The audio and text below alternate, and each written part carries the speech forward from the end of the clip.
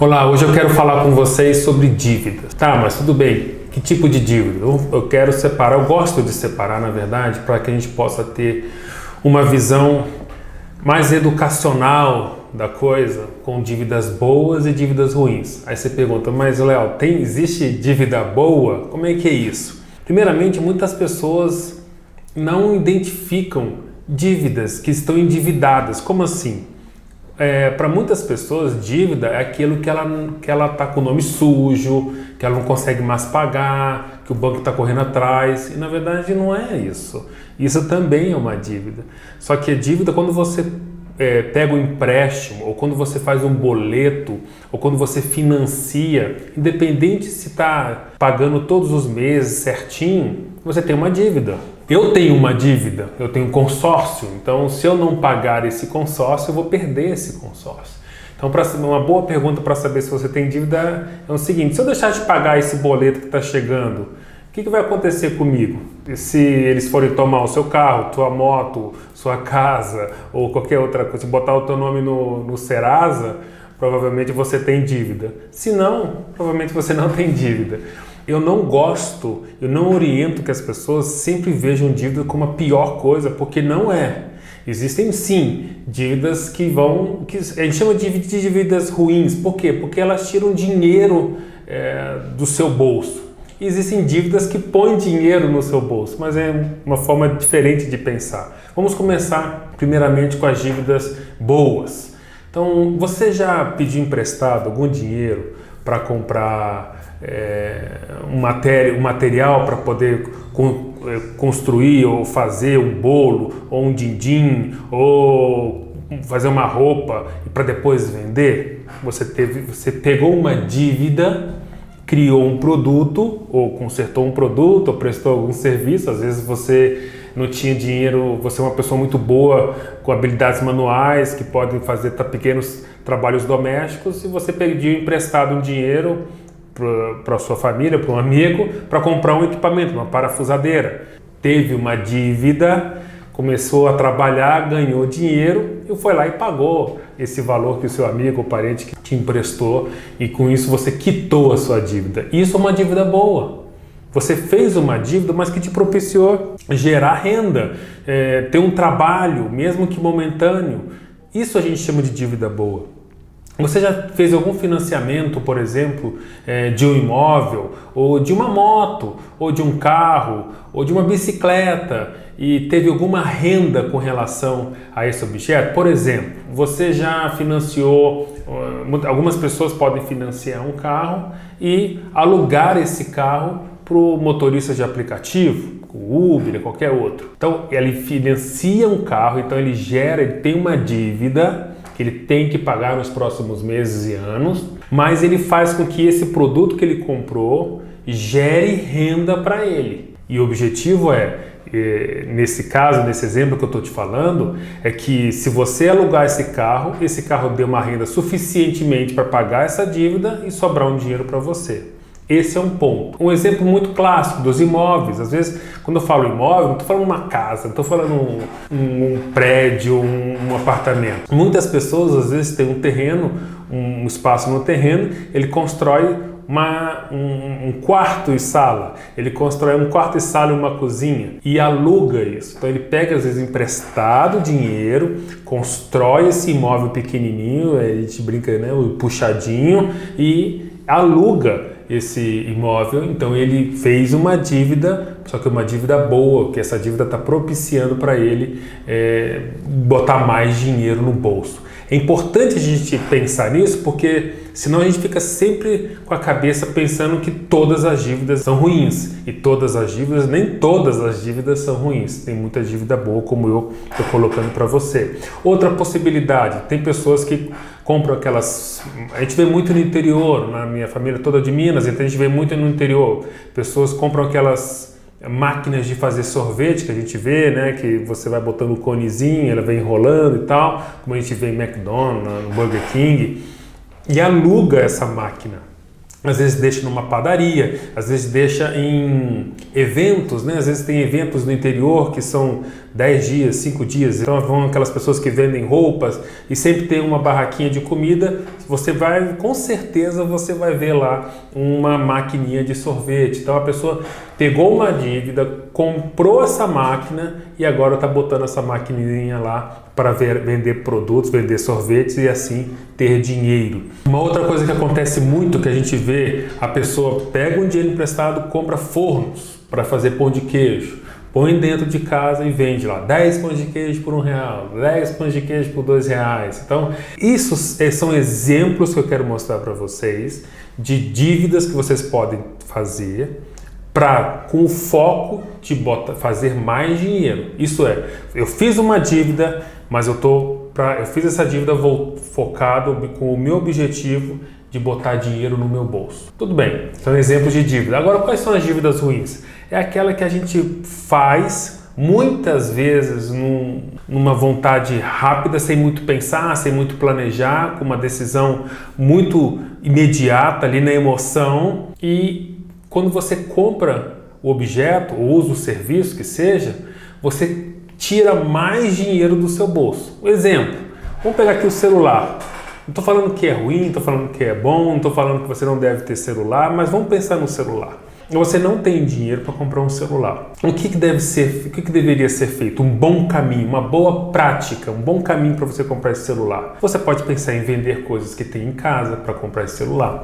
Você pode negociar coisas para poder ter um comissionamento, mesmo que você não tenha essas coisas, outras pessoas têm, você pode intermediar essas coisas. Você pode pensar em formas de fazer dinheiro, vendendo produtos, vendendo din-din, vendendo bolo, dando aula, uma série de possibilidades que você pode fazer para ter dinheiro, ir lá na loja e comprar o seu celular à vista. Outra opção, a pessoa não leva em consideração essa possibilidade de fazer dinheiro antes e ela fala, não, eu não tenho dinheiro, mas eu quero esse celular. O que eu faço? Eu vou financiar. Normalmente, quando vocês vão comprar celular, vocês vão ver lá, vocês podem pagar em 12 vezes ou a partir de 10 vezes com juros. Então, começa a ter outras opções de ter o celular imediatamente. E às vezes a pessoa, na emoção, com muita vontade de ter o celular, ela vai lá e financia o celular em 10, 12, 20 meses, 2 anos aí pagando o celular. Isso é muito comum. Com isso, o que vai acontecer? Ela fez uma dívida, porque ela tem esse compromisso mensalmente de pagar. E ela vai pagar mais caro do que o celular vale. Isso é um ponto. Só que quando ela ter esse celular na mão, esse celular precisa de pacote de dados, esse celular precisa de pacote de telefonia.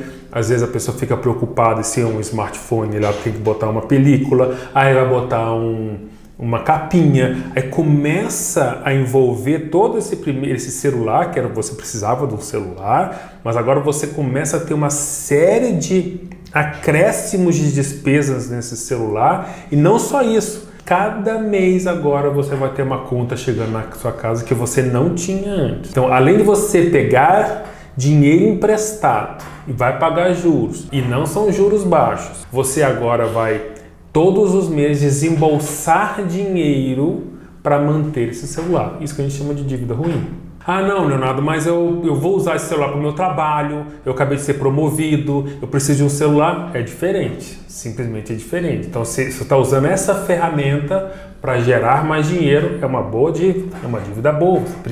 Você entendeu e você fez. Outra possibilidade, o carro. O carro é uma coisa que tira muito dinheiro da gente, se a gente usa sem nenhuma pretensão de alugar, sem nenhuma pretensão de fazer dinheiro com ele. Então você compra um carro, vamos fazer um exemplo aqui. Você vai pagar um carro aí de 30 mil reais, como um exemplo. Não estou falando que é muito, que é pouco, é só como um exemplo. Quando você compra um carro de 30 mil reais, se você, só por você ter esse carro, você vai ter que tirar do seu bolso por mês, grosso modo, em torno de 600 reais por mês.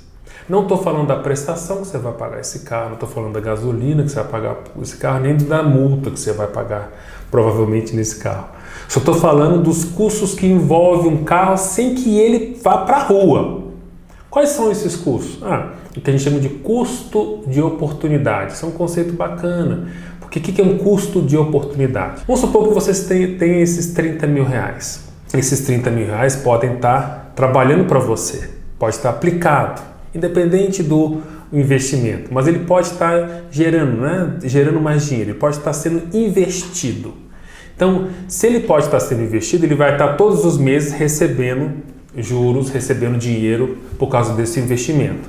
Se você agora tira esse dinheiro e compra um carro, você deixa de receber essa remuneração. Então, o custo de oportunidade a gente precisa levar em consideração. Outro, o IPVA. Andando com esse carro ou não, você vai ter que pagar o imposto. Não. Andando com a moto ou não, você vai ter que pagar o imposto dessa moto no ano que vem.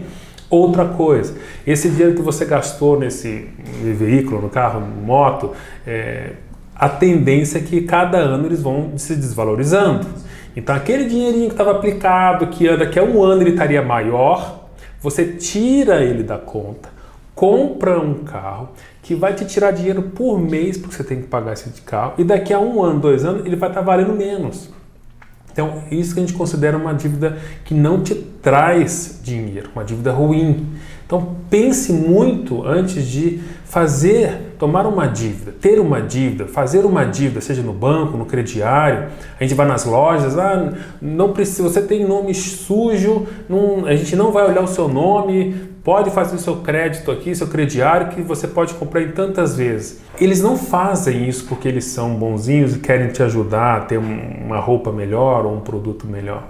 Eles fazem porque eles já embutiram o ganho nesse produto e eles vão ter muita renda, eles vão ter muito retorno baseado na sua compra, mesmo que você deixe de pagar em algum mês ou outro a dívida. E para finalizar, o problema só da dívida não é os juros que eles cobram que você vai pagar mensalmente. Não é só isso. Isso é um problema. O que eu quero dizer? Você vai hoje numa loja, vai comprar uma camiseta e não tem dinheiro para comprar, então você vai abrir um crediário. Você vai pagar em várias vezes. Você já vai pagar juros com isso.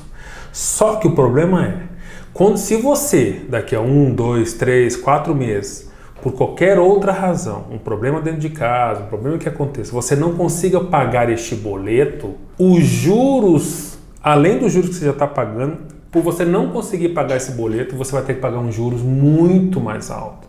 Muito mais altos. Então, se você não conseguir no mês, então você já estava sem dinheiro para pagar, aí você não paga, aí você vai ser penalizado com juros altíssimos. Aí no segundo mês, você não tinha dinheiro no mês passado. Como é que você vai fazer para pagar no próximo mês? Se você não pagou, quando chega no terceiro, no quarto mês, a chance de pagar vai ficando cada vez mais difícil. Aí você vai ter que pegar outro dinheiro emprestado, você vai ter que vender alguma coisa. Então, existem dívidas boas, existem dívidas ruins. E um ponto que a gente precisa sempre olhar é o seguinte: independente se a dívida é boa, se a dívida é ruim, você vai pagar muito mais pelo produto ou serviço que você está usando. Mas se a dívida é boa, você está gerando esse dinheiro. Um exemplo, se eu vou comprar uma moto e eu vou alugar essa moto, eu vou usar como motoboy, eu vou fazer qualquer outra coisa com essa moto que vai me dar mais dinheiro, por mais que eu vou pagar no final 2 motos e essa moto vai desvalorizar 50% do valor, durante esse período eu botei dinheiro no meu bolso. Agora, naquele caso do celular ou na mesma moto, que eu vou comprar moto só para mim, porque agora eu não vou mais andar de ônibus, não estou falando que é ruim ou bom, mas precisa pensar nisso. A partir do momento que você compra essa moto, você vai pagar uma moto e meia, 2, dependendo da quantidade do prazo, né? Quantos meses você vai ficar pagando isso e os juros que você negociou. Você pode pagar 2 vezes e meia uma moto. Imagina, e quando você for vender, você não vai vender nem pela metade do preço que você pagou no início.